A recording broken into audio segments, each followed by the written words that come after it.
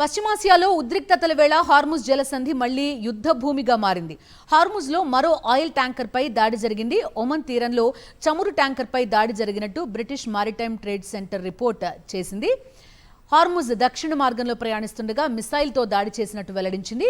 ఒమన్లోని lima పోర్టుకు ఆగ్నేయంగా 13 nautical మైళ్ల దూరంలో ఘటన జరిగింది. క్షిపణి దాడిలో ఆయిల్ ట్యాంకర్ ధ్వంసమైంది. అయితే అందులో సిబ్బంది, వారి భద్రతపై ఇంకా స్పష్టత లేదు. గడిచిన 48 గంటల్లో హార్ముజ్పై ఇది 4వ దాడి ఘటన.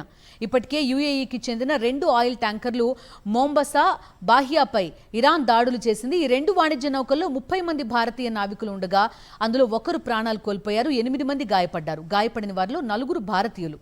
అంతకుముందు మరో ట్యాంకర్పై కూడా దాడి జరిగినట్టు అధికారులు తెలిపారు. తాజాగా మరో ట్యాంకర్పై ఇరాన్ దాడి చేయడంతో హార్ముజ్లో ఉద్రిక్తతలు మరింత తారస్థాయికి చేరుకున్నాయి.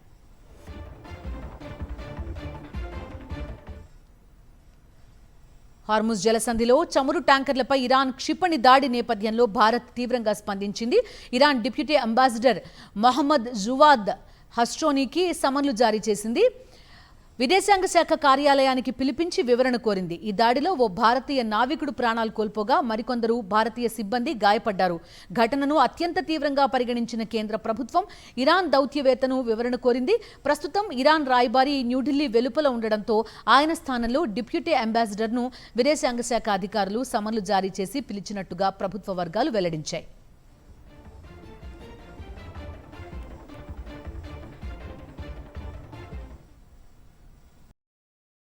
మరిన్ని అప్డేట్స్ కోసం ఛానల్ ను సబ్స్క్రైబ్ చేయండి. నోటిఫికేషన్స్ కోసం బెల్ ఐకాన్ పై క్లిక్ చేయండి.